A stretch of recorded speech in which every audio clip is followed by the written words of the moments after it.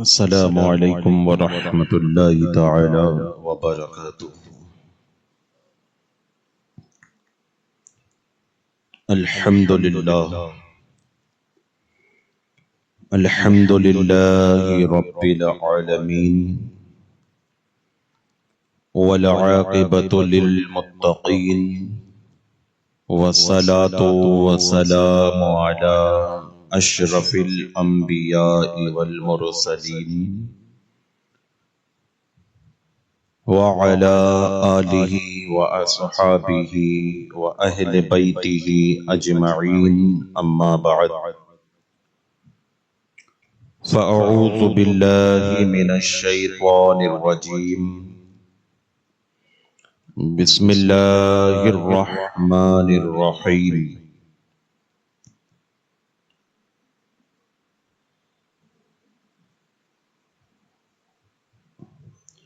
ولا تقولوا لمن يقتل في سبيل الله أموات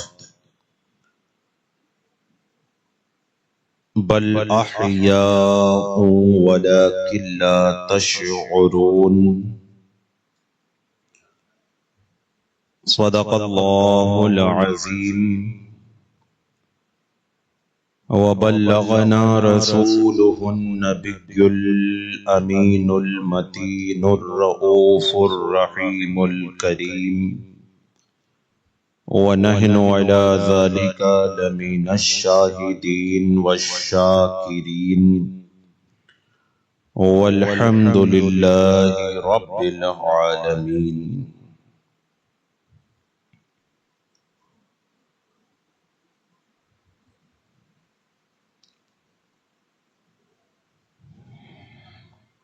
یہ شہادت گہ ہے کہ الفت میں قدم رکھنا، یہ شہادت گاہ ہے کہ الفت میں قدم رکھنا۔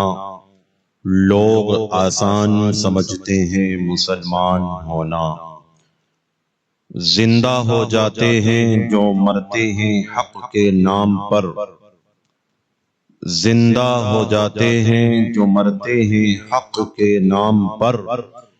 اللہ اللہ موت کو کس نے مسیحا کر دیا۔ سامعین باوقار، عزیزان محترم، برادران ملت،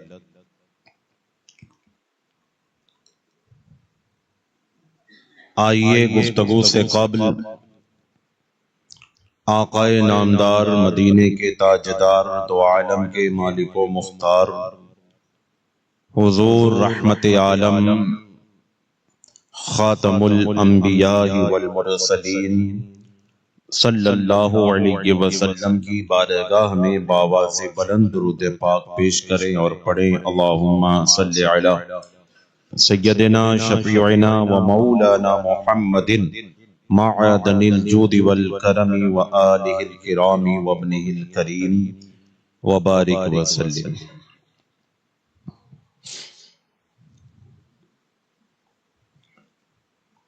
واقعہ کرب و بلا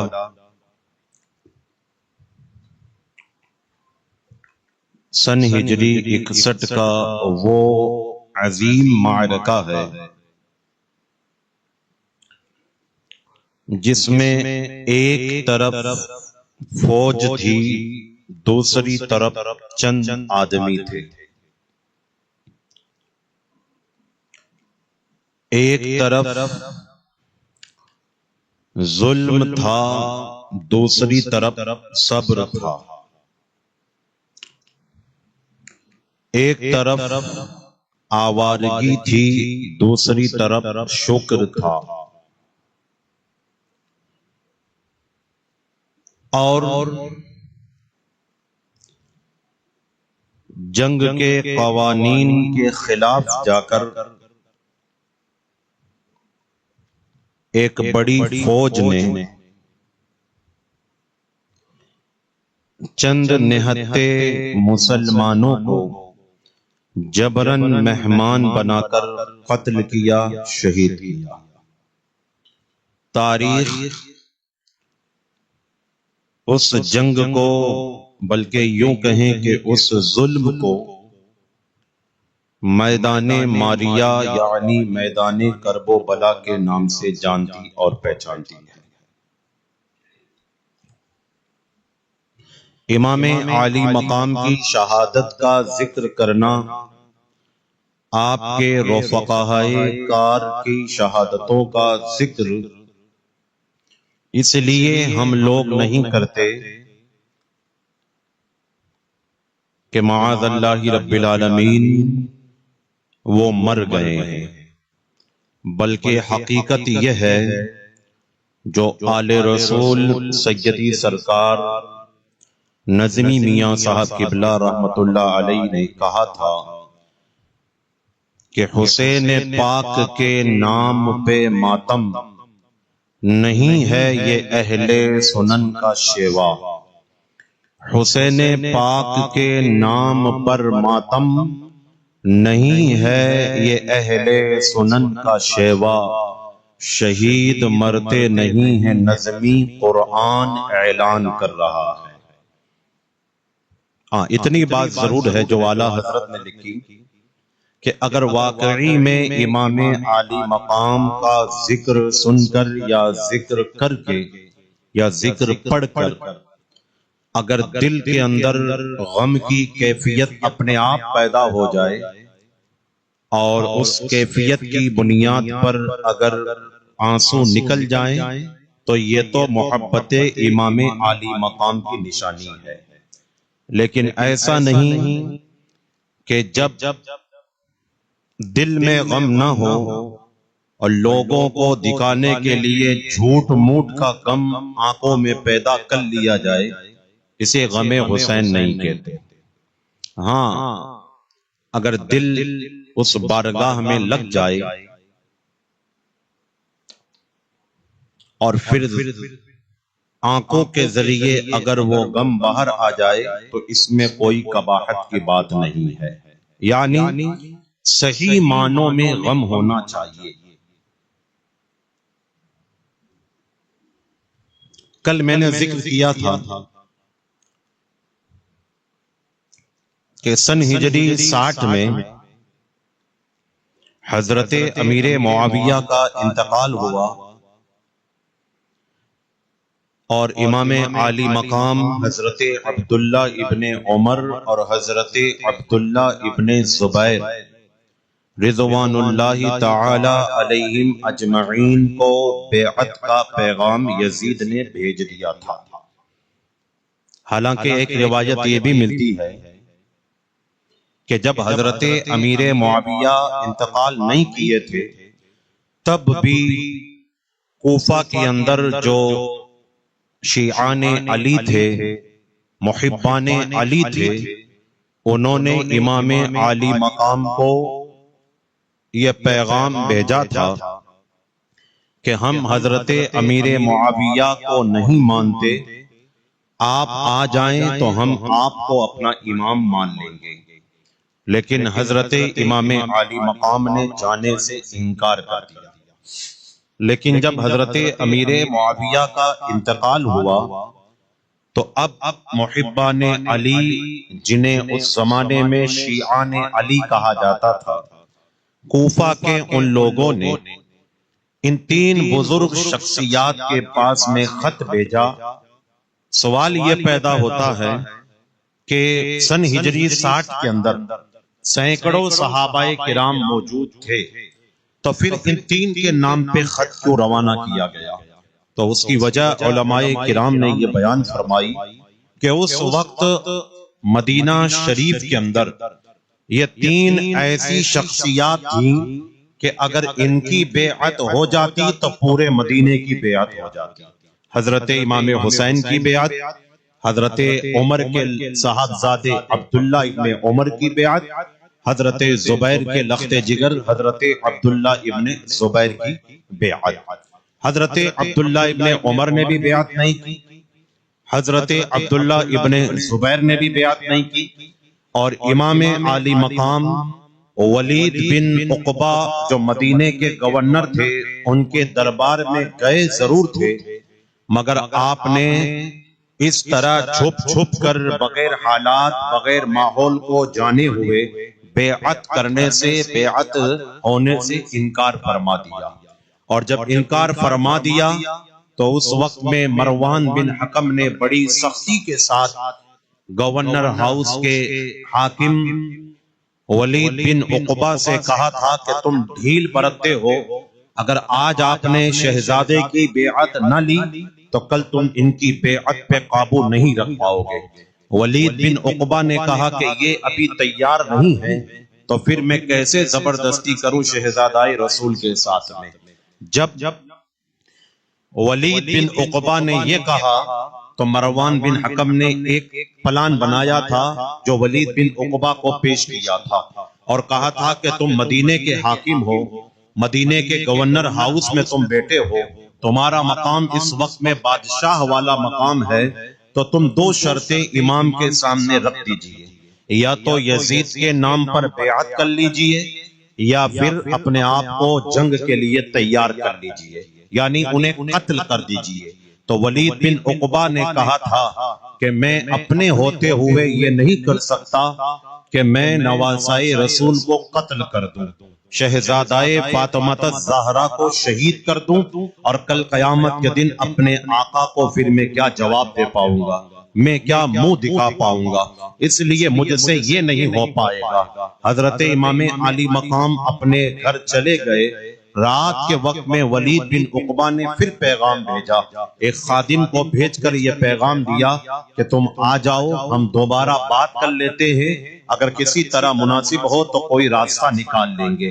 امام عالی مقام ان حالات ان ماحول کو سمجھ گئے اور آپ نے گورنر ہاؤس میں جانا گوارا نہ کیا، بلکہ آپ نے یہ فیصلہ کر لیا کہ اب میں مدینہ المنورہ چھوڑ کر اب میں مکہ المکرمہ چلا جاؤں گا، کہ اب میرا مدینہ میں رہنا یہ مناسب نہیں لگتا ہے۔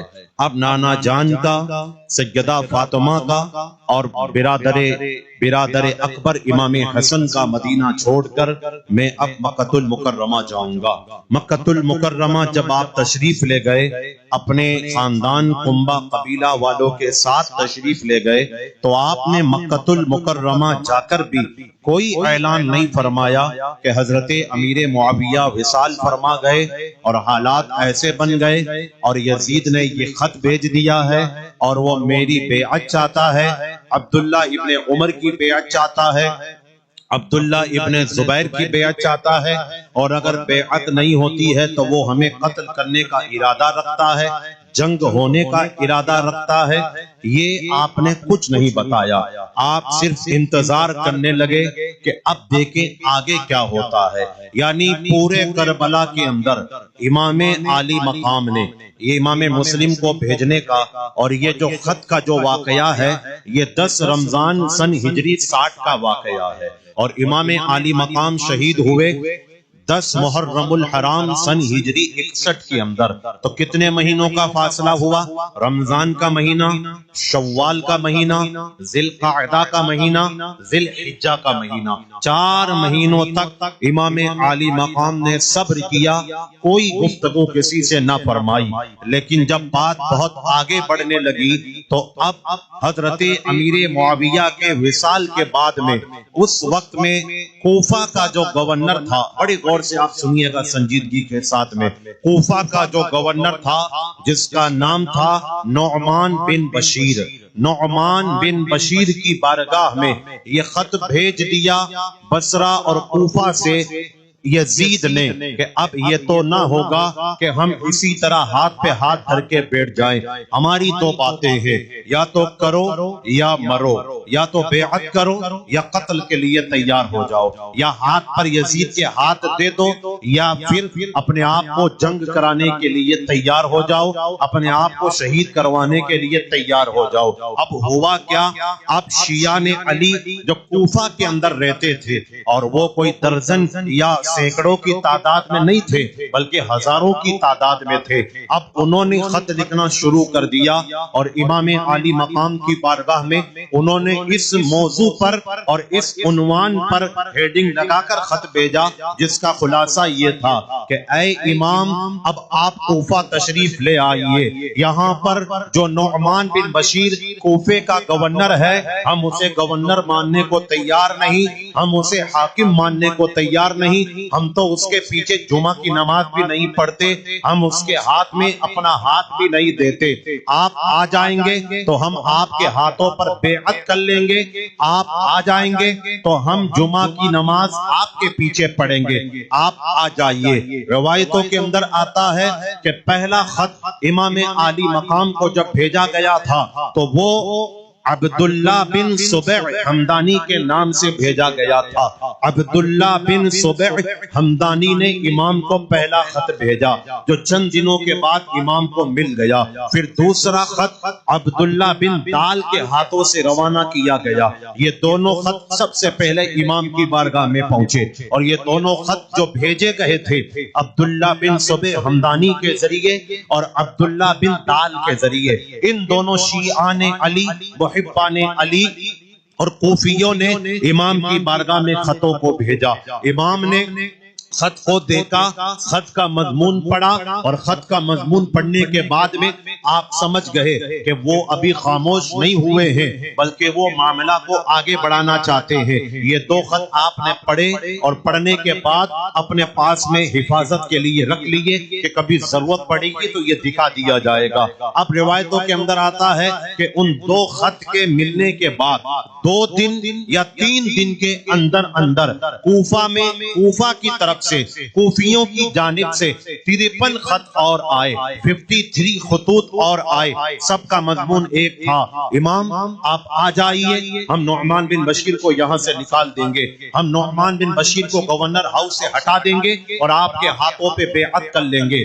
2 خط عبداللہ ابن سبع حمدانی اور عبداللہ بن دال کے ذریعے پہنچے، پھر 53 خطوط اور پہنچے، کل ملا کر 55 خط امام کی بارگاہ میں پہنچے۔ اور ان 55 خطوں کے پہنچنے کے بعد آخر میں جو خط آئے ہیں وہ سعید بن عبداللہ حنفی کا خط آیا ہے اور ہانی بن ہانی سبعی نام کے کوفی کا خط آیا۔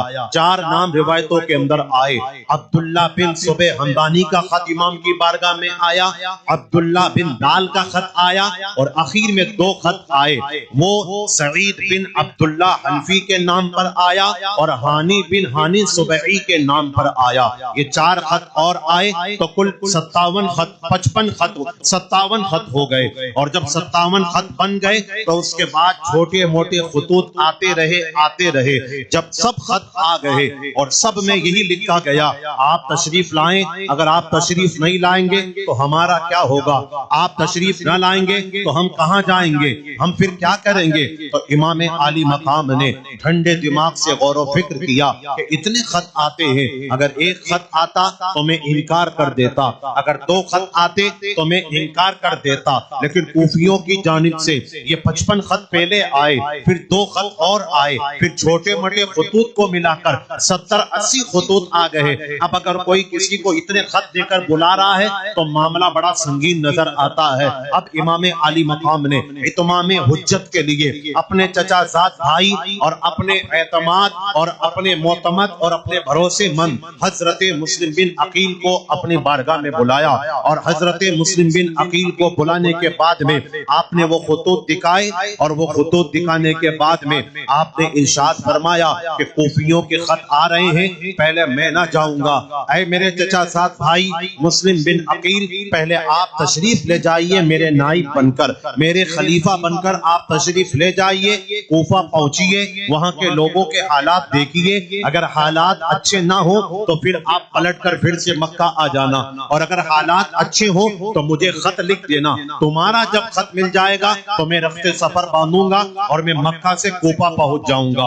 امام مسلم بن عقیل رضی اللہ تعالی عنہ نے جب یہ سنا تو آپ نے اپنے بڑے بھائی حضرت امام علی مقام کی بات کو رکھ لیا اور اپنے دونوں صاحبزادگان جو بہت چھوٹے چھوٹے 8 9 10 سال کی عمر کے تھے، حضرت محمد رضی اللہ تعالیٰ عنہ، حضرت ابراہیم رضی اللہ تعالیٰ عنہ، حضرت محمد حضرت ابراہیم کو لے کر امام علی مقام کے خطوط کو لے کر آپ امام علی مقام کی بات کو پورا کرنے کے لیے آپ تشریف لے گئے۔ اب یہی رک کر میں ایک بات آپ سے کہہ کر عرض کر کے آگے بڑھوں گا کہ جب امام علی مقام امام مسلم بن عقیل کو بھیج رہے تھے یا خود بھی جانے کا ارادہ کر رہے تھے، تو اس وقت میں مکہ شریف کے اندر اہل عرب میں بہت سارے صحابہ کرام تھے جن کو یہ پتا تھا کہ کوفی جب آپ کو بلائیں گے تو آپ کو شہید کر دیں گے، آپ کی شہادت بڑی مشہور ہے، آپ نہ جائیے، آپ کے ساتھ میں وہ دھوکہ بازی کریں گے،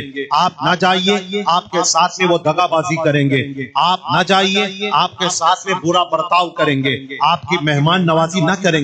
تو پھر سوال یہ پیدا ہوتا ہے کہ جب بڑے بڑے جلیل القدر صحابہ کرام نے حضرت امام علی مقام کو روک لیا تھا تو پھر امام علی مقام کیوں تشریف لے گئے؟ تو اس کے جواب کتابوں کے اندر جو موجود ہے وہ تو جواب میں آپ کے سامنے رکھتا ہوں، پھر آگے بڑھتا ہوں۔ پہلا جواب تو یہ ہے جو سب لوگ جانتے ہیں کہ آدمی کی موت اور آدمی کی شہادت جہاں لکھی ہوتی ہے اسے وہاں ہر حال میں پہنچنا پڑتا ہے، اور دوسرا جواب یہ ہے کہ امام علی مقام یہ جانتے تھے اگر میں کوفہ نہ گیا، اگر میں کوفیوں کے درمیان نہ گیا اور میں وہاں نہ پہنچ پایا تو کل قیامت کے دن یہ کوفی میرے نانا جان کی بارگاہ میں یہ سوال کر دیں گے، ہم نے تو بلایا تھا آپ کے نواسے کو، آپ کے نواسے ہی نہیں آئے تو ہماری کیا غلطی ہے؟ ہم نے تو بلایا تھا امام علی مقام کو، یہ خود نہیں آئے تو ہم یزید کے ہاتھ پہ بیعت ہو گئے، اگر یہ آ جاتے تو ہم یزید کو اپنا حاکم نہ مان لیتے، ہم یزید کے ہاتھ پہ بیعت نہ کرتے۔ اس لیے امام علی مقام نے بڑے غور و فکر کے ساتھ میں دیکھا کہ میں نہیں جاؤں گا تو کل قیامت کے دن یہ نانا جان سے شکایت کرنے کا حق رکھتے ہیں،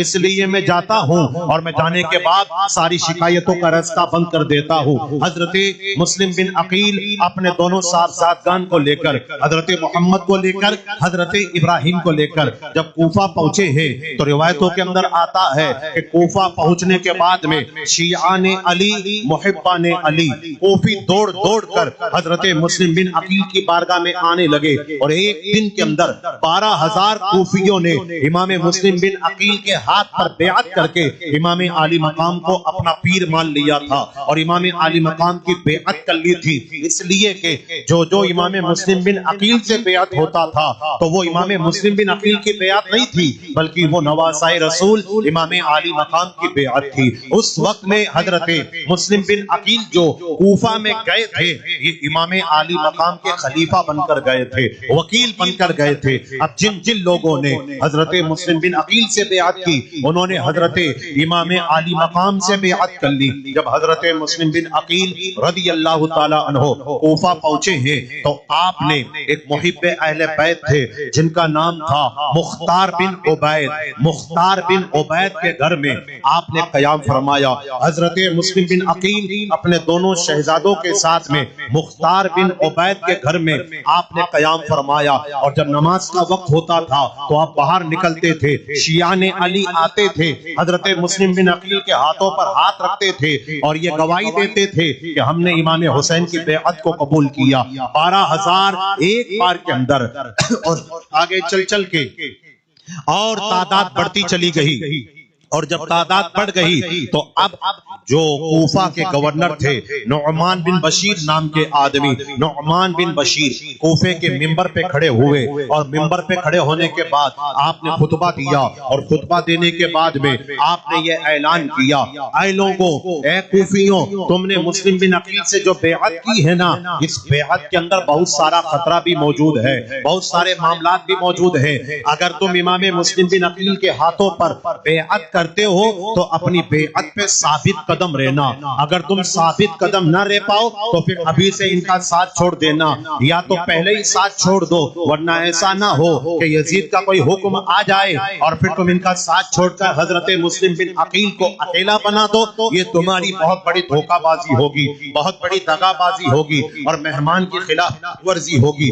حضرت مسلم بن عقیل رضی اللہ تعالیٰ عنہ کے حوالے سے جب نعمان بن بشیر نے یہ اعلان کیا تو ایک شخص کھڑا ہوا اور ایک شخص کھڑا ہونے کے بعد میں کہتا ہے اے نعمان بن بشیر تمہارے ہاتھ میں تو طاقت ہے، تم تو گورنر ہاؤس میں بیٹھے ہوئے ہو، تم تو حاکم کوفہ بنے ہوئے ہو، تم ایسی کمزور بات کیسے کرتے ہو؟ تمہیں تو یہ کہنا چاہیے تھا کہ تم اس سے بیعت نہ کرو ورنہ یزید تمہیں مار دے گا، یزید تمہیں قتل کر دے گا یا پھر تمہارے بچوں کے ساتھ اور تمہاری بیویوں کے ساتھ میں برا سلوک کرے گا۔ نعمان بن بشیر نے کہا تم کیا سمجھتے ہو کہ میں گورنر ہاؤس کے چکر میں حکمرانی کے چکر میں شہزادہ رسول کے ساتھ میں دغا بازی کر لوں گا؟ واللہ میں گورنری تو چھوڑ دوں گا لیکن ایسا ہرگز نہیں کروں گا کہ میری حکومت میں میرے رہتے ہوئے میرے گورنر ہاؤس کی آرڈر پر مسلم بن عقیل کو شہید کر دیا جائے۔ اس کے بعد میں وہ شخص اٹھا ہے اور اٹھنے کے بعد باہر گیا اور ایک خط یزید کے پاس میں لکھ دیا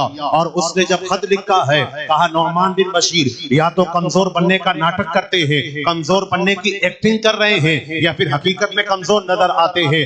جب وہ خط پہنچا ہے یزید کے دربار میں اور اس کے بعد میں 2-3 خط اور کوفیوں نے لکھے اور جب وہ سارے خط یزید کے دربار میں پہنچے تو یزید نے خط کو دیکھنے کے بعد میں یزید جلال میں آیا، غصے میں آ گیا اور آنن فانن میٹنگ اور مشورے کے لیے ایک اس نے ہال میں ایک میٹنگ کی اور اس نے کہا ایسا نہیں ہو سکتا کہ کوفہ کے اندر کوئی اور آ جائے، اب کیا جائے؟ تو فوراً اس نے میٹنگ کی اور مشورے میں یہ طے پایا کہ ایسے تو کام نہیں چلے گا، نعمان بن بشیر کو کوفہ سے نکال دیا جائے، نعمان بن بشیر کو گورنر ہاؤس سے ہٹا دیا جائے، نعمان بن بشیر کو گورنری سے معزول کر دیا جائے۔ لوگوں نے کہا پھر کیا کیا جائے، کس کو خلیفہ بنایا جائے؟ یزید کا خلیفہ بن کر، یزید کا نائب بن کر حاکم کوفہ بننے کے لیے کس کو تیار کیا جائے؟ تو اس کے بعد میں ایک بڑا جلاد قسم کا آدمی تھا جس کے آرڈر پر پورا واقعہ کربلا ہوا تھا۔ یزید کربلا میں نہیں آیا تھا، یزید کا جو نائب تھا جسے عبید اللہ ابن زیاد کہتے تھے، عبید اللہ ابن زیاد کو بلایا گیا۔ یہ عبید اللہ ابن زیاد بصرہ کا حاکم تھا اور شہر بصرہ کے اندر بادشاہ تھا، اسے آنن فانن بلایا گیا، پوری بات رکھی گئی اور یزید نے 2 باتوں پہ فیصلہ کیا کہ اے عبید اللہ ابن زیاد میں تمہیں کوفے کا گورنر بناتا ہوں، میں تمہیں کوفے کا حاکم بناتا ہوں، میں تمہیں کوفے کا بادشاہ بناتا ہوں۔ عبید اللہ ابن زیاد نے کہا امیر المومنین یزید تم مجھے حکم کرو کہ مجھے کیا کرنا ہے؟ تو یزید نے یہی تو کہا تھا جب امام مسلم بن عقیل آ گئے ہیں تو ان سے بیعت لے لیجیے، اگر وہ میری بیعت کو راضی ہو جاتے ہیں تو معاملہ ٹھیک ہے، لیکن اگر وہ میری بیعت پہ راضی نہیں ہوتے تو انہیں بھی قتل کر دینا، ان کے ساتھ والوں کو بھی قتل کر دینا، اور کوفہ میں جو ان کے پیچھے نماز پڑھتے ہیں یا جن نے ان کے پیچھے نماز پڑھی ہے یا جو ان کا ساتھ دیتے ہیں ان سب کو قتل کر دینا، اور امام حسین آ جائیں تو حسین کی بھی بیعت طلب کرنا، اگر حسین راضی ہو جائے تو معاملہ ٹھیک ہے، اور اگر حسین راضی نہ ہو تو ان کا بھی وہی حال کرنا جو امام مسلم بن عقیل کا حال کرنا ہے۔ اب عبید اللہ ابن زیاد نے جب یہ 2 باتیں سنی ہیں تو اس نے یزید کے دربار میں کہا میں تو بصرہ کے اندر رہتا ہوں، بصرہ کو سنبھالوں گا یا کوفہ کو سنبھالوں گا؟ تو عبید اللہ ابن زیاد کے اس سوال پر یزید کے حواری مواریوں نے کہا، چمچہ خوروں نے کہا تم بصرہ چھوڑ دو، کوفہ چلے جاؤ، امیر المومنین یزید کا حکم ہے۔ اب عبید اللہ ابن زیاد گورنر ہاؤس پہنچا بصرہ کے اندر، اور پہنچنے کے بعد میں اس نے اپنے بھائی کو بلایا، اس کے بھائی کا نام عثمان تھا، عثمان کو بلایا اور بلانے کے بعد میں اپنا پورا جو تاج وغیرہ کا معاملہ تھا وہ عثمان کو دیا اور کہا مجھے تو یزید کی طرف سے کوفے کا گورنر ہاؤس میں بھیجا جاتا ہے، کوفے کا حاکم بنایا جاتا ہے، میں تمہیں بصرہ کا حاکم بناتا ہوں، تم میری نیابت کرتے ہوئے میری خلافت کو قبول کر کے تم بصرے کو سنبھالو، میں کوفے کو سنبھالتا ہوں۔ اب عبید اللہ ابن زیاد درجنوں کی تعداد میں فوج کو لے کر، سینکڑوں کی تعداد میں فوج کو لے کر، منہ پہ کپڑا ڈال کر وہ قادسیہ جو مدینہ سے راستہ نکلتا تھا قادسیہ کی طرف سے وہ کوفہ کی طرف بڑھنے لگا اور ساتھ میں سب لوگ آنے لگے۔ جب قادسیہ کے مقام پہ پہنچے تو عبید اللہ ابن زیاد نے اعلان کیا اے میرے ساتھ آنے والوں اپنے گھوڑوں کو پیچھے سرکاؤ، اپنے اونٹوں کو پیچھے کرو اور فوراً پیچھے پلٹ جاؤ،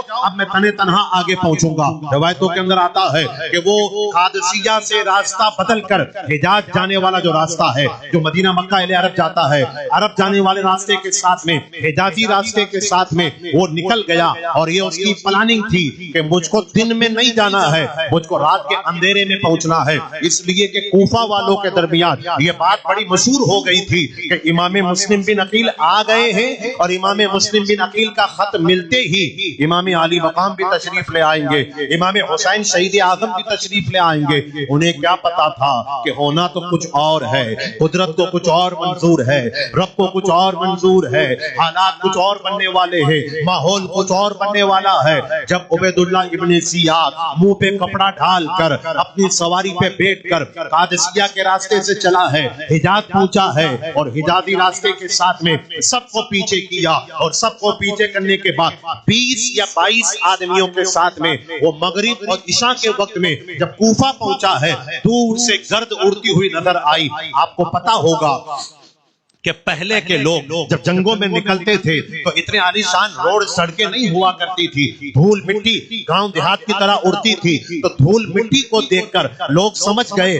کہ لگتا ہے کہ امام علی مقام کا قافلہ آ رہا ہے، شہزادہ رسول کا قافلہ آ رہا ہے، نواسائے رسول کا قافلہ آ رہا ہے، لیکن ان کو نہیں پتا تھا کہ یہ کون ہے۔ جب دیکھا کہ دور سے ایک گرد اڑ رہی ہے، 20-22 آدمی آ رہے ہیں، تو سب لوگوں کو ایسا لگا کہ شہزادے کی آمد ہے، کون نہیں چاہے گا کہ ہمارے شہر میں امام علی مقام تشریف لے آئے۔ سب لوگ باہر نکل گئے، اور باہر نکلنے کے بعد میں مرحبا بکا یا رسول اللہ، یا ابن رسول اللہ، خیر مقدم قدمت یا ابن رسول اللہ، تم کو مبارک ہو اے فاطمہ کے بیٹے، تم کو مبارک ہو اے مولا کائنات کے لخت جگر، تم کو مبارک ہو اے رسول کے نواسے۔ یہ نعرہ لگاتے لگاتے ابن رسول اللہ مرحبا، ابن رسول اللہ مرحبا، اے رسول اللہ کے بیٹے آمد مبارک ہو، اے رسول اللہ کے بیٹے مرحبا، اہلا وسہلا مرحبا، ہنیئا بک مرحبا، تنیئا بک مرحبا، نعرہ لگا رہے ہیں، سب قافلے کے ساتھ میں چل رہے ہیں۔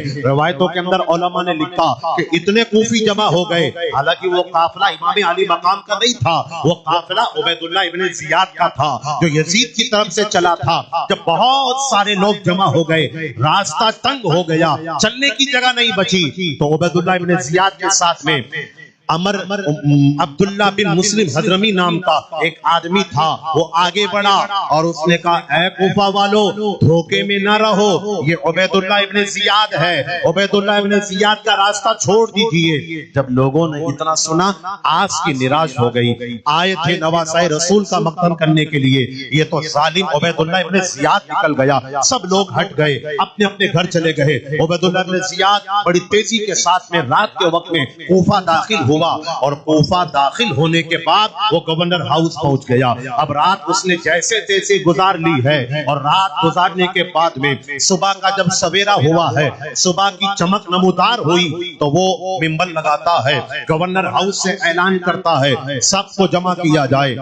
کیوں جمع کیا جائے؟ مجھ کو کچھ ضروری باتیں کہنی ہے۔ اب عبید اللہ ابن زیاد کے سامنے بڑے بڑے لوگ موجود تھے، بڑے بڑے کوفی موجود تھے، سارا شہر موجود تھا، اور اس کے بعد میں عبید اللہ ابن زیاد نے یہ اعلان کیا کہ مجھ کو یہ خبر پہنچی ہے، یزید کی طرف یہ خبر پہنچی ہے کہ تم نے مسلم بن عقیل کو اپنے گھر کے اندر پناہ دے دی ہے، تم نے مسلم بن عقیل کو اپنے گھر میں قیام کروا دیا ہے، ان کی مہمان نوازی کر رہے ہو، ان کی بیعت کر لی ہے۔ یاد رکھیے گا، اگر تم نے امام مسلم بن عقیل کو اپنے گھر میں رکھ لیا تو میں تم کو زندہ نہیں چھوڑوں گا، کنبہ قبیلے کے ساتھ تم کو اسی شہر کے اندر در بدر کر دوں گا، یہ تمہیں قتل کروا دوں گا، اور یہ میں اپنی طرف سے نہیں کروں گا بلکہ یہ یزید کا حکم ہے۔ جب اتنا سننا تھا تو اس نے کہیں سارے قبیلے کے لوگوں کو بلا کر مارنا شروع کر دیا، اور مار مار کر انہیں قید کے اندر ڈھال دیا۔ لوگ گھبرا گئے۔ جب حضرت مسلم بن عقیل رضی اللہ تعالی عنہ کو یہ خبر پہنچی ہے کہ عبید اللہ ابن زیاد آ گیا ہے، اور سب لوگوں کو پتا تھا کہ حضرت مختار بن عبید کے گھر میں حضرت مسلم بن عقیل قیام کرتے ہیں، حضرت امام مسلم نے سوچا اگر لوگوں کو پتا چلا ہے وہ عبید اللہ ابن زیاد کو بتا دیں گے تو پھر میری جان کے لالے پڑ جائیں گے، مجھے ستانے لگ جائیں گے۔ تو آپ نے مختار بن عبید کا شکریہ ادا کیا، اور مختار بن عبید کا شکریہ ادا کرنے کے بعد آپ حضرت ہانی بن عروہ کے گھر میں تشریف لے گئے۔ یہ حضرت ہانی بن عروہ کون تھے؟ یہ محب اہل بیت تھے۔ اور اس کے بعد میں عبید اللہ ابن زیاد نے یہ اعلان کروایا کہ جو مسلم بن عقیل کو اپنے گھر میں پناہ دے گا میری تلوار اس کے ساتھ میں ہوگی، جو مسلم بن عقیل کو کھانا پانی کھلائے گا میری تلوار اس کی گردن پہ ہوگی۔ لوگوں میں ڈر چھا گیا، لوگوں میں ہتاشا چھا گئی، لوگوں میں خوف چھا گیا۔ اب ہوا کیا، عبید اللہ ابن زیاد نے کچھ لوگوں کو بلایا، اور کچھ لوگوں کو بلانے کے بعد میں اس نے مشورہ کیا کہ مسلم بن عقیل کہاں ہے، پتہ تو لگایا جائے کہ وہ کہاں ہیں، یہ معلوم تو کیا جائے کہ وہ کہاں ہیں۔ ہوا کیا، حضرت مسلم بن عقیل حضرت ہانی بن عروہ کے مکان پہ آرام کرتے ہیں۔ آپ کے دونوں صاحبزادے حضرت ہانی بن عروہ کے گھر میں آرام کرتے ہیں۔ اب عبید اللہ ابن زیاد نے ایک پلاننگ بنائی، ایک اسکیم بنائی، اور ملک شام کا ایک غلام تھا جس کا نام معقل تھا، معقل نامی غلام کو بلایا، 3000 چاندی کے سکے دیے، اور کہا کوفے کی مسجد میں جا کر، کوفے کے مکان میں جا کر، کوفے کے بازار میں جا کر، کوفے کے گلی میں جا کر، کوفے کے چوراہے پہ جا کر مسلم بن عقیل کو تلاش کر۔ ایسے تلاش مت کرنا، بلکہ یہ کہنا کہ میں مسلم بن عقیل سے بیعت ہونا چاہتا ہوں، میں ملک شام سے چل کر آیا ہوں، یہ 3000 درہم ہے، میں امام مسلم بن عقیل کو پیش کرنا چاہتا ہوں۔ یہ اسکیم بنی، یہ پلاننگ بنی۔ معقل نامی غلام عبید اللہ بن زیاد کے دربار سے نکلا، اور نکلنے کے بعد میں وہ ادھر ادھر تلاش کرتا رہا۔ جب بہت جگہ تلاش کیا امام مسلم بن عقیل نظر نہ آئے تو وہ کوفے کی جامع مسجد میں چلا گیا۔ جب کوفے کی جامع مسجد میں گیا، ادھر بھی نمازیوں کو دیکھنے لگا، ادھر بھی نمازیوں کو دیکھنے لگا، آگے پیچھے جستجو کرنے لگا۔ آخر میں دیکھا کہ ایک کونے کے اندر ایک نورانی چہرے والے محب اہل بیت حضرت علی شیر خدا کے عاشق حضرت مسلم بن اوسجا اسدی نام کا ایک بوڑھا آدمی تھا، وہ نماز پڑھ رہا تھا۔ وہ معقل نامی غلام آپ کے قریب جا کر بیٹھ گیا، آپ نے سجدہ کیا، رکوع کیا، قیام کیا، نماز پڑھی، سلام پھیرا، دعا کی۔ دعا کرنے کے بعد وہ معقل نامی غلام جو عبید اللہ ابن زیاد کی طرف سے آیا تھا وہ یہ کہنے لگا آپ مجھ کو بڑے نور والے لگتے ہو، یعنی پھنسانے کی کوشش کرنے لگا، آپ مجھ کو بڑے اچھے لگتے ہو۔ میں یہ سوچ رہا تھا کہ میں شام سے چل کر آیا ہوں، مسلم بن عقیل یہاں کہیں پہ ٹھہرے ہوئے ہیں، اگر آپ کو پتا ہے تو مجھ کو بتا دیجئے تاکہ میں 3000 درہم ان کو پیش کرنے کے لیے آیا ہوں، میں محبت کرتا ہوں۔ حضرت مسلم بن اوسجا نے کہا اتنے لوگ نماز پڑھ رہے ہیں تم میرے ہی پاس میں کیوں چل کر آئے، آخر ماجرا کیا ہے؟ وہ کہتے ہیں نا کہ شیطان اپنی چال چل جاتا ہے، وہ یہ نہیں دیکھتا کہ آگے کیا ہونے والا ہے۔ معقل نامی غلام کہتا ہے آپ مجھ کو بڑے بھولے لگتے ہو، آپ مجھ کو بڑے اچھے لگتے ہو، اس لیے میں نے آپ سے پوچھا۔ حضرت مسلم بن اوسجا اسدی سمجھ نہیں پائے، غلام کی چال کو سمجھ نہیں پائے، اور انہوں نے کہہ دیا اچھا آپ محب اہل بیت ہیں، مجھ کو بھی دنیا محب اہل بیت یعنی اہل بیت کا عاشق کہتی ہے، ارے تم مسلم بن عقیل کو تلاش کرتے ہو، وہ تو میرے دوست ہانی بن عروہ کے گھر میں آرام کرتے ہیں، کہا ہانی بن عروہ کا مقام کہاں ہے مجھ کو بتا دیجئے نا۔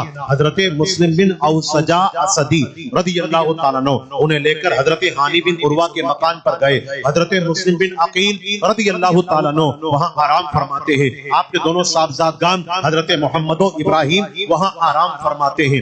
اب کیا دیکھا، وہ غلام گیا، بیعت کیا، جھوٹی موٹی بیعت کیا، بوسہ دیا ہاتھوں کو، نذرانہ پیش کیا، اور کہا حضور میں روزانہ آؤں گا، آپ سے فائد پاؤں گا۔ اب روزانہ وہ صبح آتا، شام کو جاتا، اور ساری باتیں ہانی بن عروہ کے گھر کے اندر جو ہوتی تھی وہ جا کر عبید اللہ ابن زیاد کو بتا دیتا، کیونکہ ہانی بن عروہ عبید اللہ ابن زیاد کو جانتا تھا، اور عبید اللہ ابن زیاد بھی ہانی بن عروہ کو جانتا تھا۔ اب چند دنوں کے بعد عبید اللہ ابن زیاد نے اپنے غلاموں کو یہ آرڈر دیا کہ ہانی بن عروہ کو بلا کر لائیے۔ ہانی بن عروہ کے مقام پر جب عبید اللہ ابن زیاد کے آدمی پہنچے، عبید اللہ ابن زیاد کے سپاہی پہنچے، हानी बिन उर्वा ने कहा, कहो मुझसे तुम्हारा क्या काम है? कहा, काम यह है कि तुमको गवर्नर हाउस के अंदर हाकिमे कूफा ने यानी उबैदुल्लाह इब्न जियाद ने बुलाया है। हानी बिन उर्वा समझे वो तो मेरा जान पहचान वाला है, तो अकेले ही तशरीफ ले गए। जब आप उबैदुल्लाह इब्न जियाद के गवर्नर हाउस में पहुंचे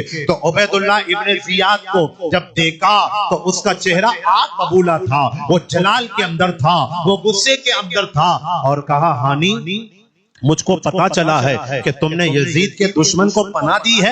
हजरत हानी बिन उर्वा ने कहा, नहीं, मैंने तो किसी को पनाह नहीं दी, मेरे घर में तो कोई नहीं है। आप इनकार करने लगे। लेकिन जब उबैदुल्लाह इब्न जियाद ने जब माकल नामी गुलाम को हानी बिन उर्वा के सामने लाके खड़ा कर दिया, अब तो इनकार की कोई गुंजाइश ही नहीं थी, क्योंकि माकल नामी गुलाम तो रोजाना हानी बिन उर्वा के घर में आता जाता था। अब उबैदुल्लाह इब्न जियाद ने कहा, बता, मुस्लिम बिन अकील तेरे घर में है या नहीं है? तो आपने कहा, हाँ, मुस्लिम बिन अकील मेरे घर में है, आप मुझको मोहलत दीजिए, मैं उन्हें निकाल देता हूँ, वो कहीं और चले जाएंगे। कहा, नहीं। उबैदुल्लाह इब्न जियाद ने कहा, निकालने की बात ना करना, मुस्लिम को मेरे यहाँ ला पकड़ कर, तब मैं तुझको बख्शूंगा, तब मैं तुझको आजाद करूंगा। अब हजरत हानी बिन उर्वा रदियल्लाहु ताला अन्हो ने इरशाद फरमाया, ऐ जालिम, क्या तो ये समझता है कि मैं तेरे जालिम के हाथ में नवासाए रसूल को पेश कर दूं? वल्लाह, मैं अपनी जान पेश कर दूंगा, लेकिन मुस्लिम को तेरे हवाले नहीं करूंगा। जब हजरत हानी बिन उर्वा रदियल्लाहु ताला अन्हो का ये जवाब सुना है तो उबैदुल्लाह इब्न जियाद ने उन्हें मारना शुरू कर दिया। इतना मारा और फिर उन्हें कैद कर दिया। शहर के अंदर ये अफवाह फैल गई कि हानी को शहीद कर दिया गया, हानी बिन उर्वा शहीद कर दिए गए। हानी बिन उर्वा के कबीलाए मजहज वाले 500 या 1000 आदमी गवर्नर हाउस के करीब आए और आने के बाद में कहा, हमारे भाई हानी बिन उर्वा कहाँ हैं? हमको उनकी खबर बताइए। अगर तूने उनको कत्ल कर दिया है तो हम भी अपनी तलवार से तुझसे क़िताल करेंगे, तुझसे जंगो जदाल करेंगे, और अगर वो जिंदा हैं तो हम उन्हें देखना चाहते हैं। जब उबैदुल्लाह इब्न जियाद ने देखा कि मामला बड़ा संगीन हो चुका है, मामला बड़ा खतरनाक हो चुका है, तो उसने कादी शुरैह नाम का एक आदमी थे, मुहिब्बे अहले बैत थे, उनको बुलाया, दीवार पे चढ़ाया, और दीवार पे चढ़ाने के बाद में कहा, तुम जाओ हानी बिन उर्वा को देख लो। कादी शुरैह ने हानी बिन उर्वा को देखा, वो जिंदा तो थे लेकिन जख्म से चूर चूर थे। और उसके बाद में उबैदुल्लाह इब्न जियाद ने कहा कि कादी शुरैह, तू ऐलान कर, गवाही दे इनके भाइयों के सामने जो बाहर गवर्नर हाउस के बाहर खड़े हैं कि इनके भाई को मारा नहीं गया, इनके भाई को कत्ल नहीं किया गया। जब ये कादी शुरैह ने कहा, उनको जख्म लगे हैं, उनको चोट लगी है, वो जख्म से चूर चूर हैं, लेकिन तुम्हारा भाई, तुम्हारे खानदान का कबीले वाला हानी बिन उर्वा जिंदा है, उन्हें मारा नहीं गया है। जब इतना कौम वालों ने सुना तो वहां से पीछे पलटे और अपने अपने मकान में तशरीफ ले गए। इधर हजरत मुस्लिम बिन अकील रदियल्लाहु ताला अन्हो को जब ये पता चला है कि हजरत हानी बिन उर्वा रदियल्लाहु ताला अन्हो को गिरफ्तार कर लिया गया है, और गिरफ्तार करने के बाद में उनको जख्म से चूर चूर कर दिया गया है और उन्हें कैदो बंद की मुसीबतों में ढाल दिया गया है, तो हजरत मुस्लिम बिन अकील 500 ये 600 आदमियों के साथ में बढ़े हैं आगे, और आगे बढ़ने के बाद गवर्नर हाउस पहुंचे हैं। और गवर्नर हाउस के मैदान में पहुंचने के बाद में आपने ऐलान किया है, आए उबैदुल्लाह इब्न जियाद, हमको ये पता चला है कि तूने मुहिब्बे अहले बैत हजरत हानी बिन उर्वा को जख्म से चूर चूर कर दिया है। मैं तुझसे बदला लेना चाहता हूँ, अगर बदला लेना चाहूँ तो अभी बदला ले सकता हूँ। वहीं से हजरत इमाम मुस्लिम बिन अकील रदियल्लाहु ताला अन्हो ने ये पैगाम दे दिया, मेरे साथ में 500 आदमी मौजूद हैं, इनके हाथ में तलवारें भी हैं, इनके पास में घोड़े और ऊंट भी हैं, इनके पास में हथियार भी हैं, इनके पास में नेज़े भी हैं, इनके पास में तरह तरह के असलहे भी हैं। अगर मैं चाहूँ तो अभी हमला कर सकता हूँ, लेकिन हमला क्यों नहीं कर रहा हूँ? तो वो क्या जवाब दे? इमाम मुस्लिम बिन अकील का کا ایک چھوٹا سا وفادار غلام یہ جواب دیتا ہے کہ مسلم بن عقیل وہیں سے یہ پیغام دینا چاہتے تھے کہ اے عبید اللہ، تیرے سر پہ تو ظلم سوار ہے، تیرے سر پہ تو زیادتی سوار ہے، لیکن ہم تو رسول اللہ کے بیٹے ہیں، ہم تو فاطمہ زہرا کے بیٹے ہیں، ہم تو ان کے بیٹے ہیں کہ جن کے بارے میں یہ کہا گیا ہے کہ یہ تو جنتی ہے اور جنتی جوانوں کے سردار ہے، یہ تو جنتی عورتوں کی سردار ہے۔ یوں ہی تو میرے امام نے نہیں کہا ہے کہ تیری نسل پاک میں ہے بچہ بچہ نور کا، تو ہے آئین نور، تیرا سب گھرانہ نور کا۔ یوں ہی تو میرے امام نے نہیں کہا ہے کہ کیا بات رضا اس چمنستان کرم کی زہرا ہے کلی جس میں حسین اور حسن پھول۔ یوں ہی تو قرآن نے اعلان نہیں کیا ہے وما ارسلناک الا رحمتا للعالمین، اے محبوب علی وقار، اے محبوب ذی وقار، ہم نے آپ کو 18,000 دنیاوں کے لیے، 18,000 عالمین کے لیے رحمت بنا کر بھیجا ہے۔ وہ ہر عالم کی رحمت ہے، گر کسی عالم میں رہ جاتے یہ ان کی مہربانی ہے کہ یہ عالم ان کو پسند آیا، یہ ان کی مہربانی ہے کہ یہ عالم ان کو پسند آیا۔ امام مسلم بن عقیل نے یہ پیغام، آپ ذرا بتاؤ نا، بھوک بھی ہے، پیاس بھی ہے، بچوں کے جانے کا ڈر بھی ہے، مسافرت بھی ہے، مہمان بھی ہے، تنے تنہا ہے، اکیلے ہے، ساتھ دینے والا کوئی نہیں ہے، جان کی پرواہ بھی نہیں کی، لیکن وہیں سے یہ پیغام بھی دے دیا کہ چڑھ جائے سر تیرا نیزے کی نوک پر تو ہرگز نہ کر ظالم کی اطاعت قبول، کرتی رہے گی پیش شہادت حسین کی، آزادی حیات کا یہ سرمدی اصول کہ چڑھ جائے سر تیرا نیزے کی نوک پر تو ہرگز نہ کر ظالم کی اطاعت قبول۔ آپ نے یہ پیغام دیا، میں چاہوں تو جنگ بھی کر سکتا ہوں، میں چاہوں تو حملہ بھی کر سکتا ہوں، میں چاہوں تو تلوار بھی چلا سکتا ہوں، میں چاہوں تو بہت کچھ کر سکتا ہوں، میرے ساتھ میں 1500 آدمی 500 آدمی ہے، لیکن میں کیوں نہیں کرتا معلوم ہے؟ اس لیے کہ محمد کے غلاموں کا، محمد کے گھر والوں کا یہ شیوا نہیں ہے کہ وہ جنگ کی شروعات کرے۔ ارے جنگ کی شروعات کرنا تو تم جیسے نالائقوں کا کام ہے، جب تم جیسے نالائق جب جنگ کرتے ہیں تو ہمیں اپنے دفاع کے لیے قدم اٹھانے پڑتے ہیں، قلم چلانی پڑتی ہے، تلوار چلانی پڑتی ہے۔ حضرت مسلم بن عقیل رضی اللہ تعالی عنہ نے جب یہ کہا ہے تو عبید اللہ ابن زیاد نے کہا، آئے لوگو تم مسلم بن عقیل کے ساتھ میں آئے ہو، کیا تمہیں اپنے گھر والوں کی فکر نہیں ہے؟ اب اس کے بعد میں جو 500 آدمی امام مسلم بن عقیل کے ساتھ میں آئے تھے، ان 500 آدمیوں کو کھڑا کر کے عبید اللہ ابن زیاد نے گورنر ہاؤس کی طرف دیکھنے کو کہا، اور وہاں قید و بند کے اندر جو بڑے بڑے قبیلوں کے افراد جن کو عبید اللہ ابن زیاد نے بہت پہلے قید کر دیا تھا، ان کا چہرہ دکھایا اور کہا اپنے گھر والوں سے کہو کہ مسلم کا ساتھ چھوڑ دیجئے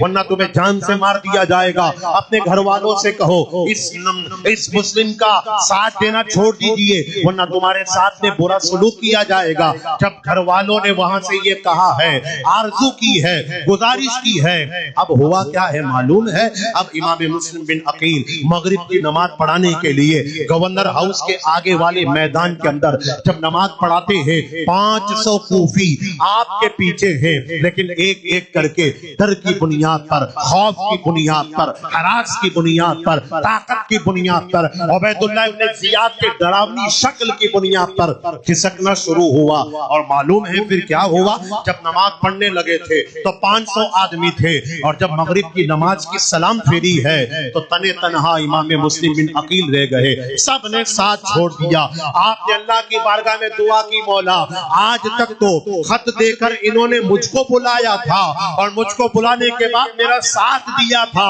پہلے 12,000 تھے پھر 500 بچ گئے، مولا کوفیوں نے میرے ساتھ میں دھوکہ بازی کر دی اور مجھے اکیلا رکھ دیا۔ اب اس کے بعد نراش ہو کر حضرت مسلم بن عقیل رضی اللہ تعالی عنہ آگے بڑھے، ایک مکان آیا، مکان کے باہر ایک عورت بیٹھی تھی جس کا نام حضرت توعا تھا۔ حضرت توعا نے دیکھا کہ ایک نوجوان آیا ہے، آپ نے کہا اے شہزادی مجھ کو پانی پلا دیجئے۔ انہوں نے پانی پلایا، پانی پلانے کے بعد میں پیالے کو گھر کے اندر رکھا۔ حضرت مسلم بن عقیل وہیں سیڑھیوں پہ آرام کرتے ہیں۔ توعا نے پوچھا کہ اے نوجوان تم کون ہو؟ پانی مانگ رہے تھے، میں نے پانی دے دیا، اب اپنے گھر में तशरीफ ले जाइए ना। जब अपने घर का नाम सुना तो इमाम मुस्लिम बिन अकील की आंखों के अंदर आंसू की लड़ी बह गई और आपने कहा, ऐ शहजादी, मैं तुझको क्या बताऊं कि मैं कौन हूं। मुझी को लोग मुस्लिम बिन अकील कहते हैं, मुझी को मोतमदे इमाम आली मकाम कहते हैं। इन कूफा वालों ने मुझको बुलाया और मुझको बुलाने के बाद में मेरे साथ में इन्होंने ये बर्ताव किया है। मेरा कौन है, मैं कहां जाऊं, मैं क्या करूं। हजरत तोआ ने जब ये सुना है आपको रहम आ गया और कहा, आए मुस्लिम बिन अकील, तुम ही तो हो रसूलुल्लाह के बेटे, तुम ही तो हो रसूलुल्लाह के नवासे, तुम ही तो हो मोतमदे इमाम आली मकाम। मेरे घर में आराम कीजिए, तुम्हें कोई कुछ नहीं कहेगा। हजरत मुस्लिम बिन अकील ने तोआ के घर में आराम किया। रात के वक्त में उसका लड़का आया। तोआ का जो लड़का था, रवायतों के अंदर आता है कि वो शराब पिया करता था, फासिक था, फाजिर था, आवारगी नजर का शिकार था, आवारगी दिल का शिकार था। जब उसने देखा है कि मेरी माँ बार बार कमरे में आ रही है, जा रही है, कहा, अम्मी, आज तक तो इतनी बार कमरे में नहीं जाती थी, आज क्या मामला है। कहा, बेटा कुछ नहीं, तू आराम कर। जब बार बार आते जाते देखा तो तोआ का लड़का उठता है और उठने के बाद में जब घर में देखता है तो हजरत मुस्लिम बिन अकील नजर आते हैं। जब उसने हजरत मुस्लिम बिन अकील को देखा, भूत और शैतान तो बहुत पहले उनके सरों पे सवार था, अब उसने खत लिखा है या पैगाम भिजवाया मोहम्मद बिन अशअस के बेटे को। मोहम्मद बिन अशअस कौन था? ये उबैदुल्लाह इब्न जियाद का एक बहुत बड़ा सिपाही था। मोहम्मद बिन अशअस के बेटे को जब तोआ के लड़के ने कहा है कि तुम्हारा बाप जिसको तलाश करता है वो तो मेरे घर में आराम करता है, मोहम्मद बिन अशअस का बेटा अपने बाप को बताता है और उसका बाप जब पता चलता है कि मैं जिसको तलाश करता हूँ, मैं जिसको ढूंढता हूँ, वो तो तोआ के घर में है।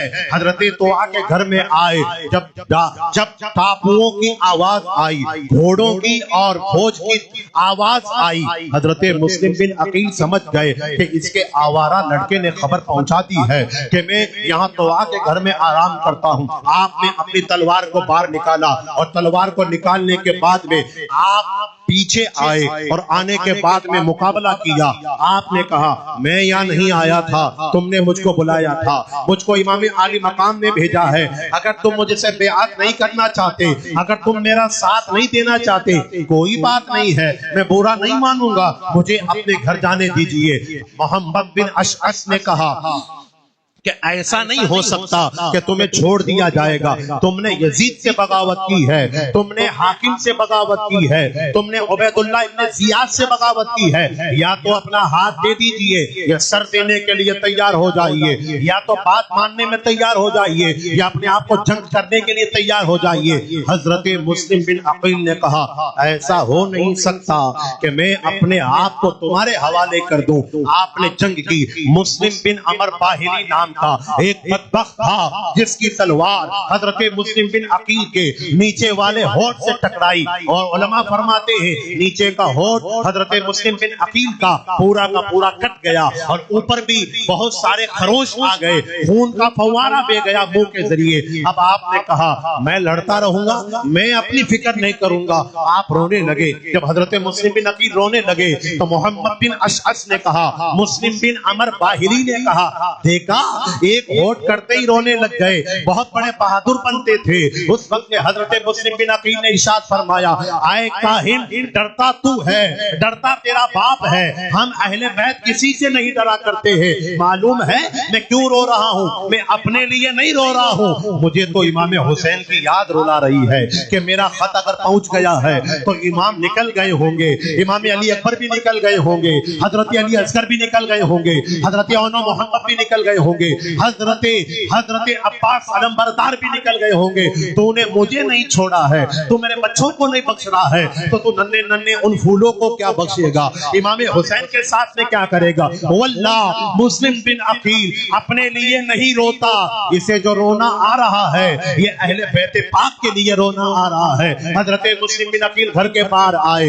मुकाबला करते रहे, लेकिन उसके बाद में मोहम्मद बिन अशअस ने ये اعلان کیا اے مسلم اپنی تلوار کو روک لو میں تجھ کو امان دیتا ہوں. حضرت مسلم بن عقیل نے کہا مجھے تیرا کوئی اعتبار نہیں ہے, تو جھوٹا ہے, جھوٹ بول رہا ہے, مجھے امان کا بہانہ بنا کر میری تلوار گردن سے لے کر تو مجھے قتل کر دے گا, میں لڑتا رہوں گا. لیکن جب محمد بن اشعث نے, مسلم بن عمر باہلی نے, عبداللہ بن مسلم حضرمی نے, ان بڑے بڑے یزیدیوں نے جب یہ کہا ہے کہ تجھ کو امان دی جاتی ہے, تجھ کو امان دی جاتی ہے, تو آپ نے یہ کہہ کر کہ تمہارا کوئی بھروسہ نہیں, اگر جھوٹ بولتے ہو تو کل قیامت کے دن رب کے سامنے جواب دینا پڑے گا. آپ نے اپنی تلوار کو میان میں رکھ لیا اور آپ کو گھوڑے پہ بٹھایا گیا, اور گھوڑے پہ بٹھانے کے بعد ہزاروں یزیدیوں کی تعداد میں آپ کو گورنر ہاؤس کی طرف لے جایا گیا. جب آدھا راستہ باقی تھا تو مسلم بن عمر باہلی نے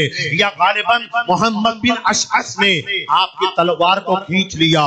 جب تلوار کو کھینچ لیا تو حضرت مسلم بن عقیل نے فرمایا اے کوفیوں یہ تمہاری پہلی دغا بازی ہے, یہ پہلا دھوکہ بازی ہے, کوئی بات نہیں میں بغیر تلوار کے صبر کر لوں گا.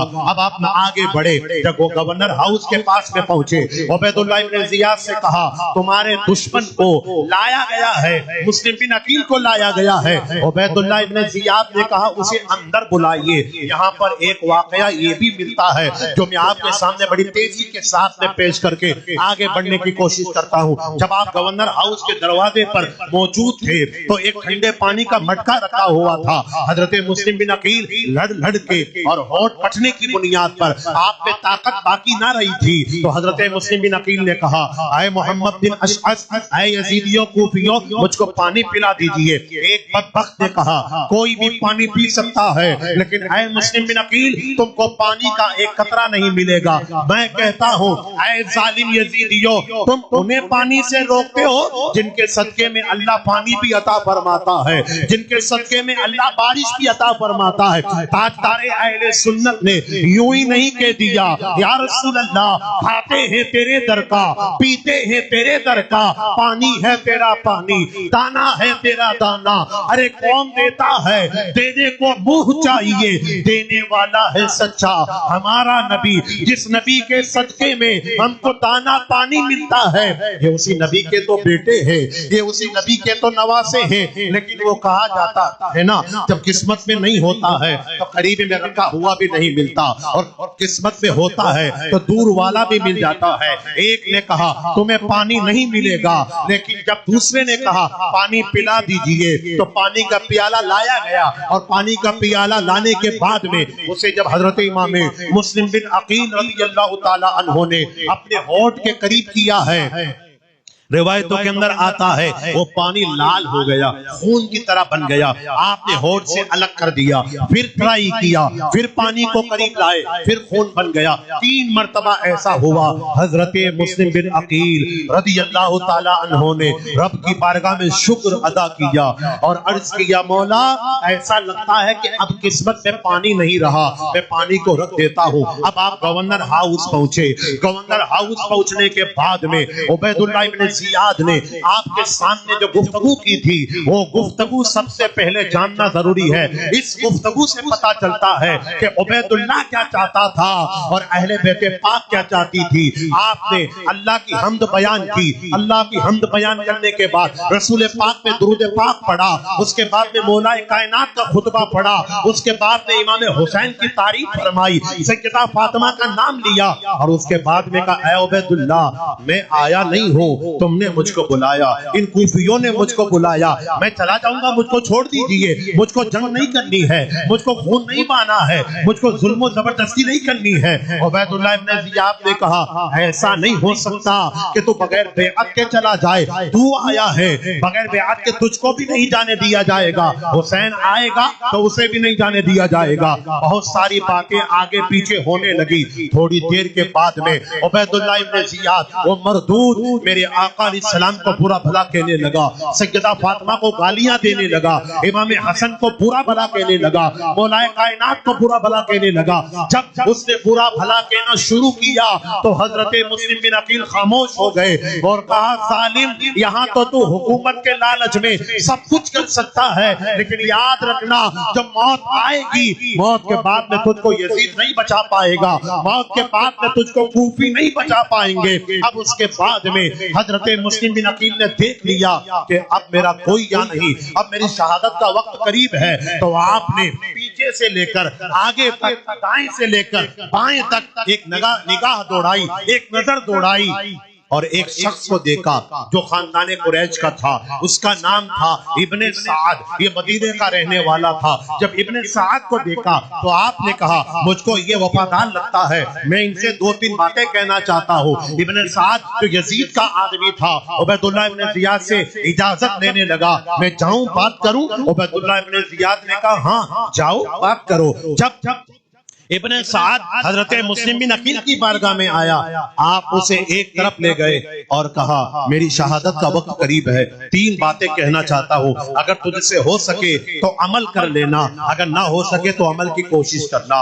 उसने कहा, बताओ क्या कहना है? हजरत मुस्लिम बिन अकील ने कहा, मैंने कूफा में आकर चंद शख्सों से, चंद आदमियों से 700 दिरहम यानी चांदी के सिक्के उधार लिए हैं, अगर तो हो सके तो मेरी शहादत के बाद में कर्ज अदा कर देना। यहाँ से एक पैगाम देना चाहता हूँ, आज हम कारोबार के लिए, अपने बच्चों की शादी में दिखाने के लिए लाखों का कर्ज लोन पर ले लेते हैं, हमसे चुकता भी नहीं है और हम इंतकाल कर जाते। बताओ मालूम है, जब कोई कर्जदार होता है, मेरे आका की बारगाह में जब जनाजा लाया गया, कर्जदार था, मेरे आका ने उसकी नमाज़े जनाजा नहीं पढ़ाई। इतना बड़ा वबाल है कर्ज का, कौन चुकाएगा? बच्ची की शादी में नाक को चौड़ा करने के लिए, पेशानी को ऊंचा करने के लिए मेरा नाम हो जाएगा, मुझको तो बच्ची भी खिलाई गई, चिकन भी खिलाया गया, स्टार्टर में ये बना था, अरे खाने वाले डकार लेंगे भूल जाएंगे, लेकिन तुझको पूरी जिंदगी लोन चुकाने में मौत आएगी।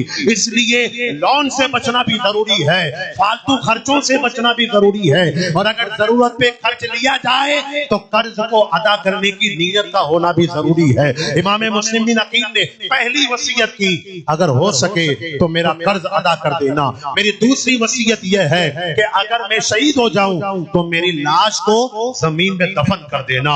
और मेरी तीसरी वसीयत यह है कि इमाम को पता चल गया है, मैंने खत भेज दिया है, अगर इमाम आ जाए तो उन्हें वापस रवाना कर देना।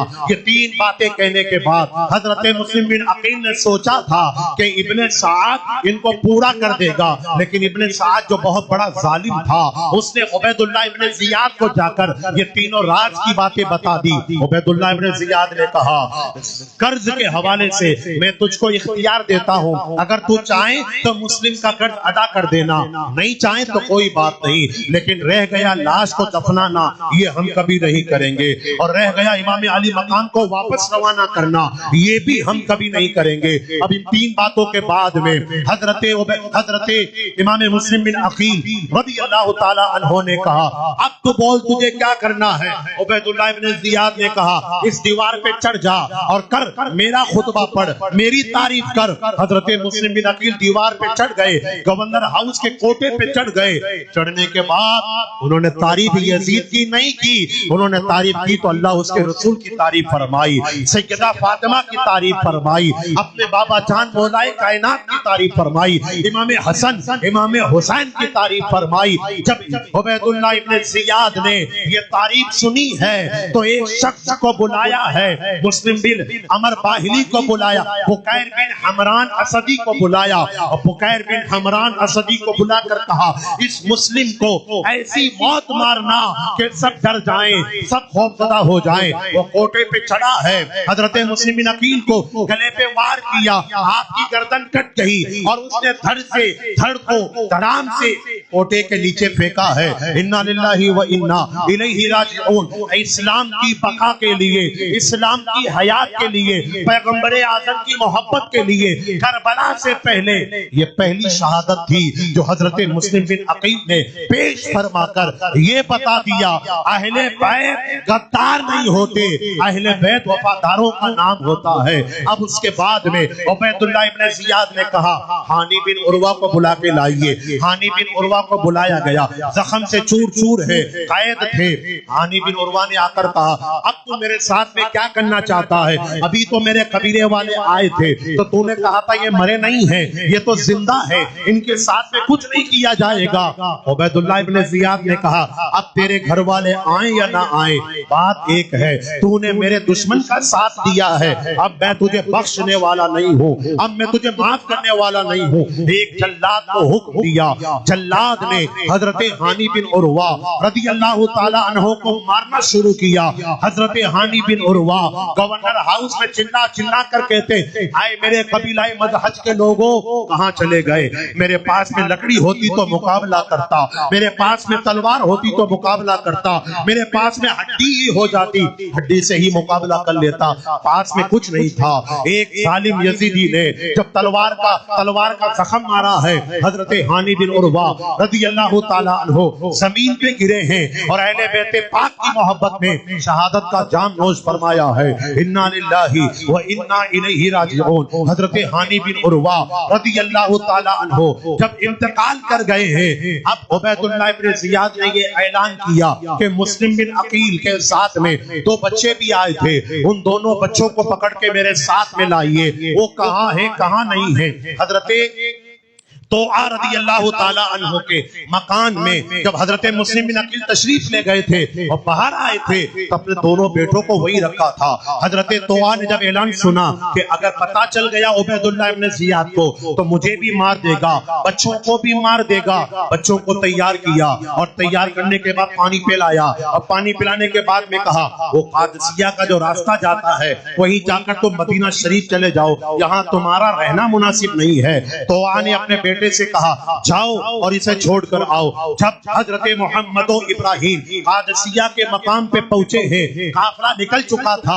काफिला निकलने के बाद में जब देखते हैं कि दूर दूर तक काफिला नजर नहीं आता, पूरी रात चलते रहे, पूरी रात चलते रहे। सुबह देखा तो वहीं कूफा ही के अंदर मौजूद है। दोनों भाई एक दूसरे से लिपट कर रोने लगे और रोते रोते एक दरिया के किनारे पे जाके बैठ गए। और जब दरिया के किनारे पे जाके बैठ गए, एक बांदी आई, खादिमा आई, दोनों बच्चों को रोते हुए देखा, कहा, बेटा क्या हुआ, कहाँ जाने का इरादा है? वो दोनों रोने लगे। कहा, रोते क्यों हो? दोनों ने कहा, हमारा कोई नहीं है कि हम जाएंगे, हम तो मुस्लिम बिन अकील के बेटे हैं, मेरे बाप को शहीद कर दिया गया, कहाँ जाएंगे, हम तो बच्चे हैं, मुसाफिर हैं। बांदी को तरस आ गया, दोनों को लिया और लाने के बाद अपने घर में लेकर आई और अपने आका से जो औरत थी उससे कहा, दो नन्हे फूल आए हैं। जब औरत ने हजरत मोहम्मद का चेहरा देखा, अहले बैत नबूवत के दोनों शगुफ्ता फूलों को देखा है, तो खुशी के अंदर औरत ने अपनी बांदी को आजाद फरमा दिया।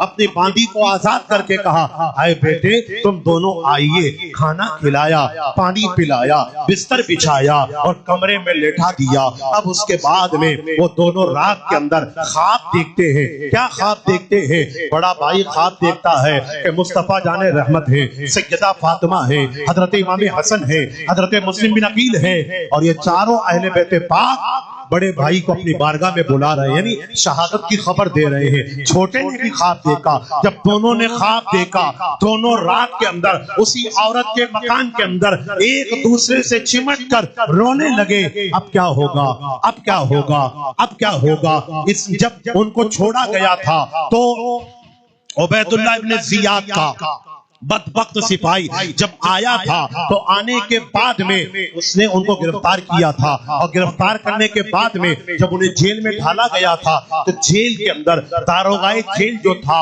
मुहिब्बे अहले बैत मशकूर नामी हजरत मशकूर से कहा, ये मोहम्मद है, ये इब्राहिम है, इन दोनों को यहीं पे रखना है और छोड़ना नहीं है। रात के वक्त में जब हजरत مشکور نے دونوں کو روتے ہوئے دیکھا. حضرت داروغہ جیل مشکور کو ترس آیا, رحم آ گیا. انہوں نے اپنی انگوٹھی دی اور اپنے بیٹے کے ذریعے انہیں قادسیہ کے مقام پہ چھڑوایا تھا, اور چھڑوانے کے بعد طوع کے گھر میں آپ تشریف لے گئے. اور جب طوع کے گھر میں تشریف لے گئے, عبید اللہ بن زیاد کو پتا چلا کہ داروغہ جیل مشکور نے محمد ابراہیم کو چھوڑ دیا ہے, تو داروغہ جیل کو دربار میں بلایا.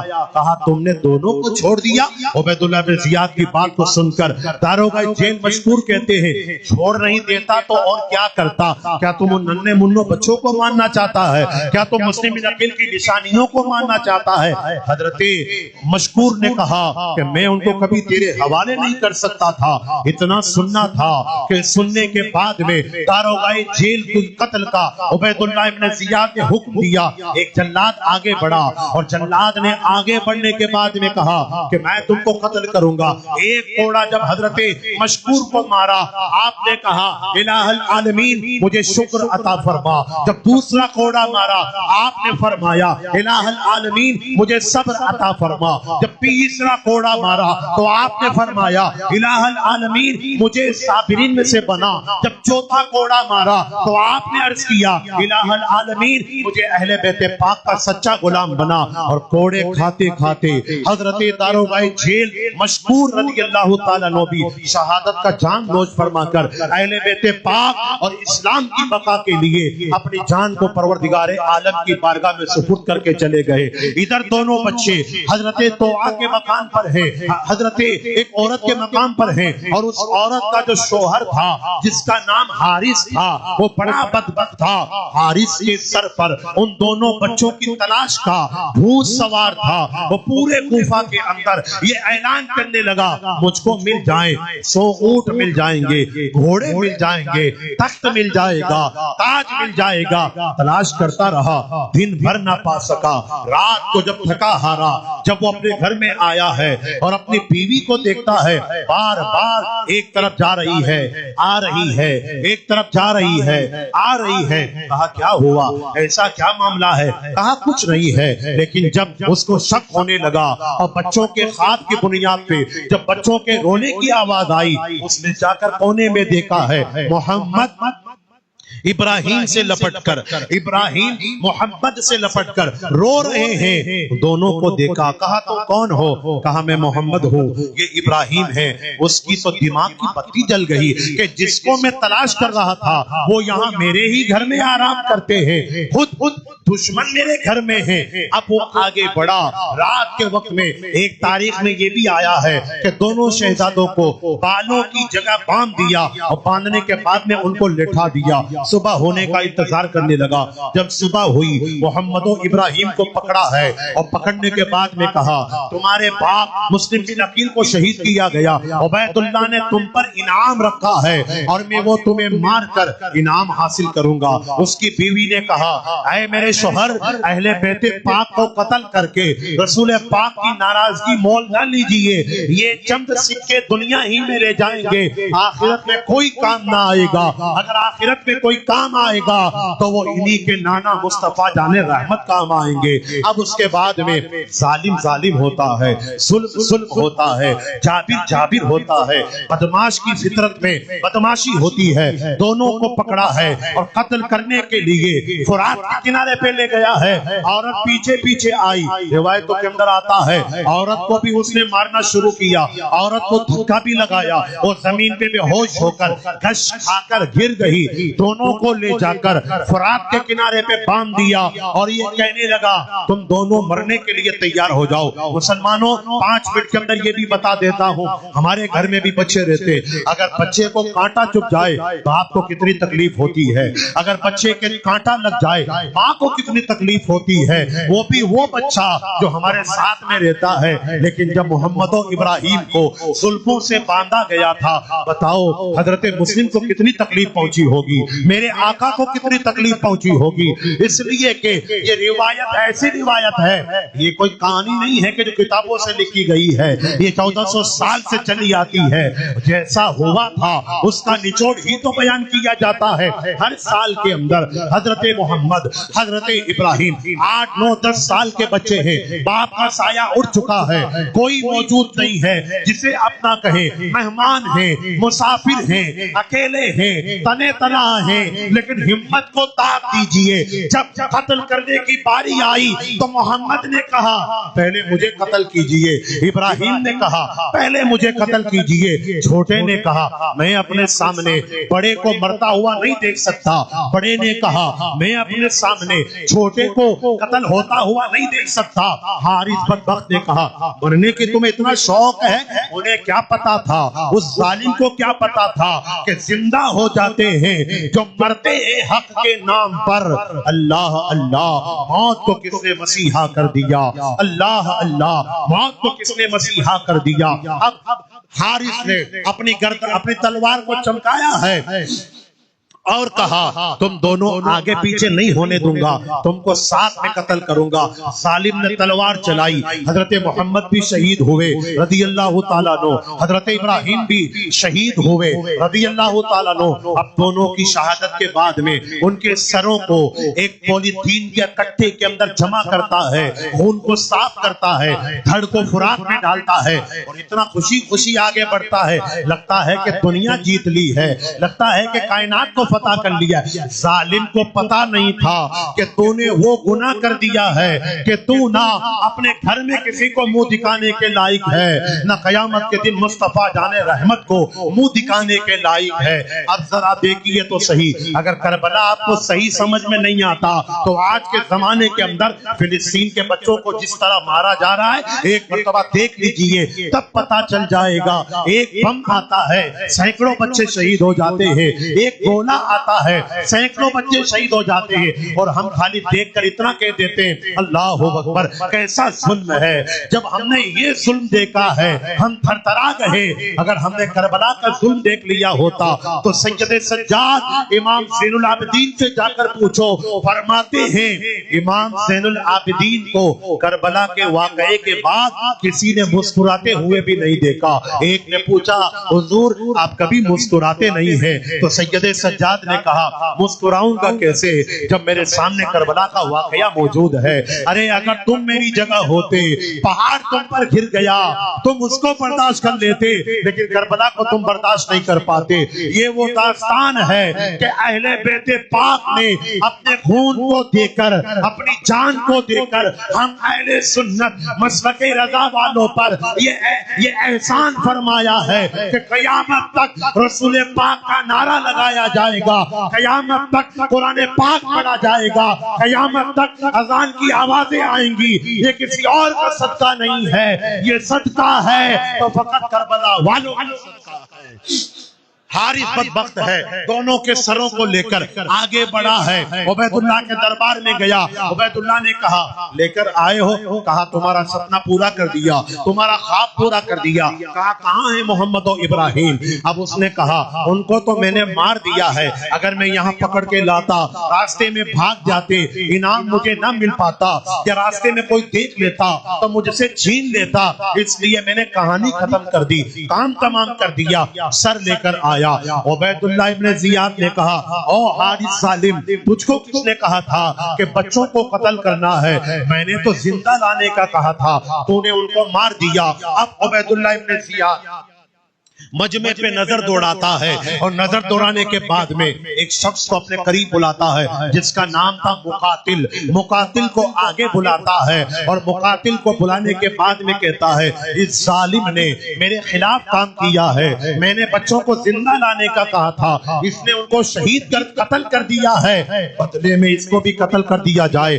مقاتل آگے بڑھا، ایک تلوار حارث بدبخت کے تل گردن پہ ماری ہے، اور وہیں سے وہ فولاد کا ٹکڑا بن کر جہنم میں گرا ہے، زمین پہ گرا ہے۔ نہ وصال صنم ملا، نہ محبوب، نہ ادھر کے رہے نہ ادھر کے رہے۔